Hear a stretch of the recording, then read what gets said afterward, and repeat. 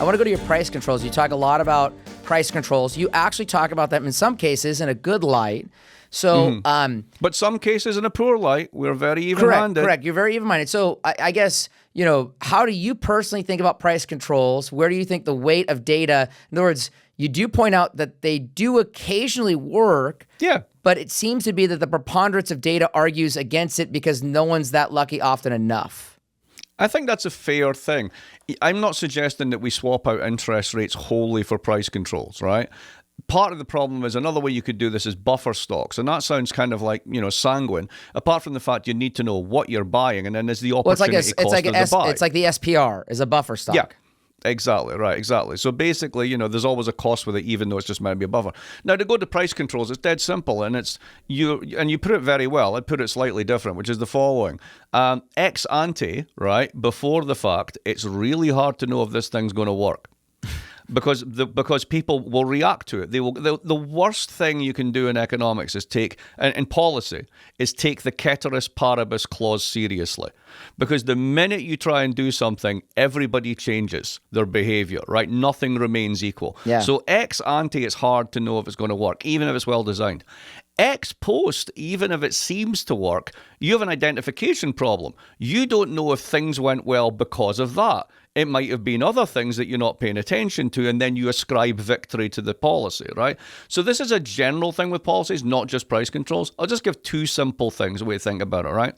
Spain didn't try to control prices, but what it said was, we got 40% the income distribution that's getting hammered here. Spain's a above middle income country by far. It's a developed economy. Yep. It's got a fairly high income skew.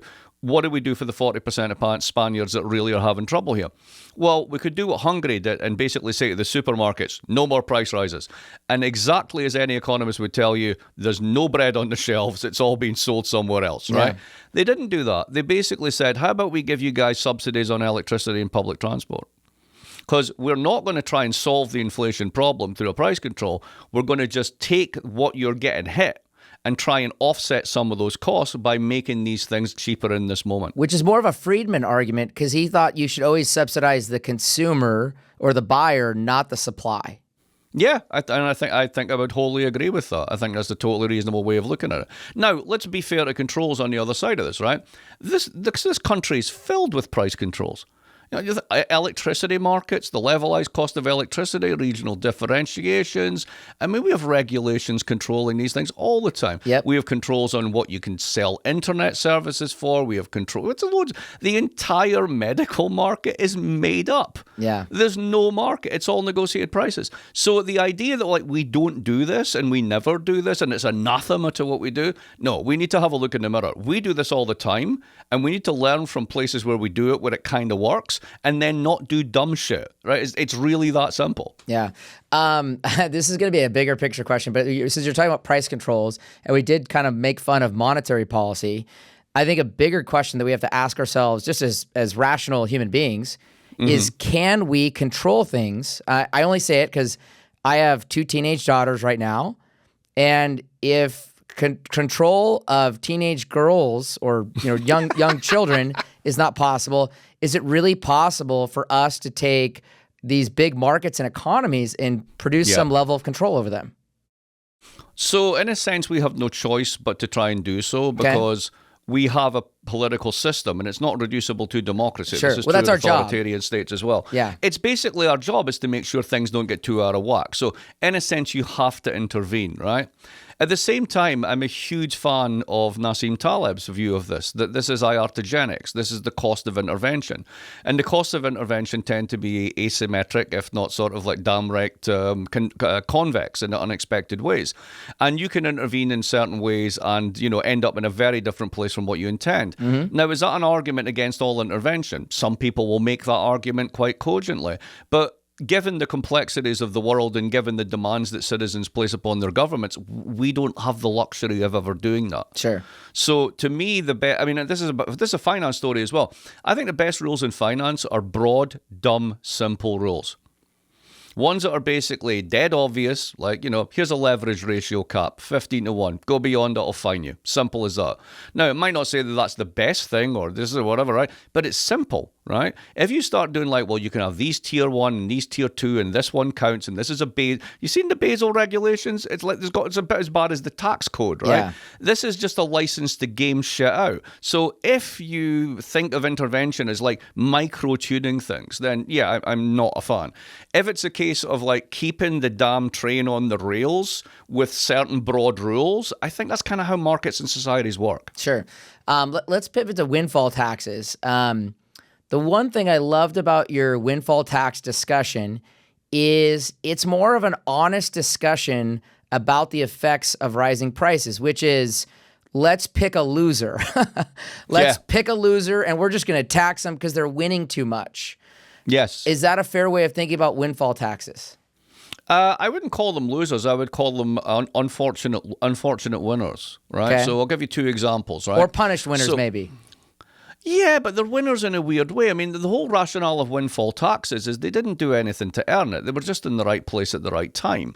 So therefore, if they are earning it and that's actually coming at the cost of other members of your society, then you should redistribute the windfall, right? It becomes not a lottery, it becomes a more general one. The word is escaping me. Sure. You get what I'm talking about. Yeah.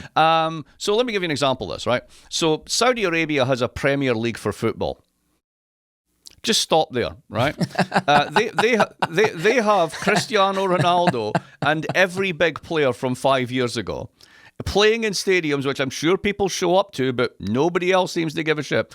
And they're able to do this because of a windfall that basically oil prices went through the roof and they are this marginal producer and the swing producer. I mean, come on, it's just ridiculous, right? Here's an interesting one. We just managed to get this and put it in the book.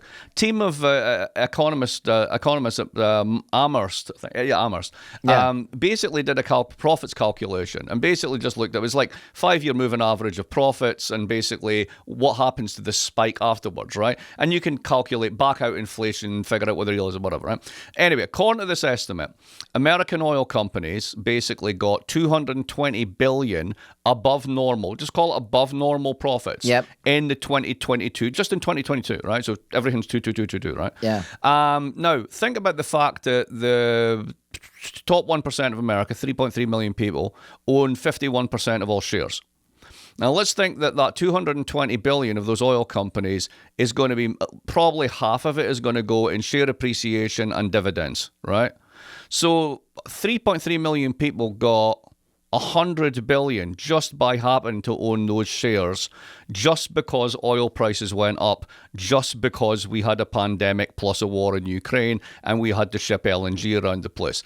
Pure windfall, and more than offsets any inflationary cost that you would have if you're up there. Well, by the way, so I agree. That's a windfall. I agree. Well, and here's the funny part. It's crazy to say this. 220 billion sounds big, but let's call a spade. That group at the beginning of the pandemic was like 2% of the entire stock exchange, right? So it's a big number, but relative to assets in general, that's right. It's the smallest the capitalization of those profits it had been in decades.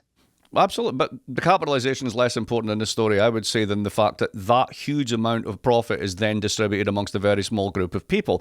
Not because they're not good people, not because I think it's bad, right? But it's just because it was a windfall. That's it. It was pure. Nobody did anything to make this happen, right? If you turned around and said, I've invented super fuel, it's twice as efficient and it gives off no CO2, and you've got stock in it, you're a genius. I love you and you're doing everything for the world, right? But if you just sat there and got lucky, this is I love this about Taleb's first book, Fooled by Randomness.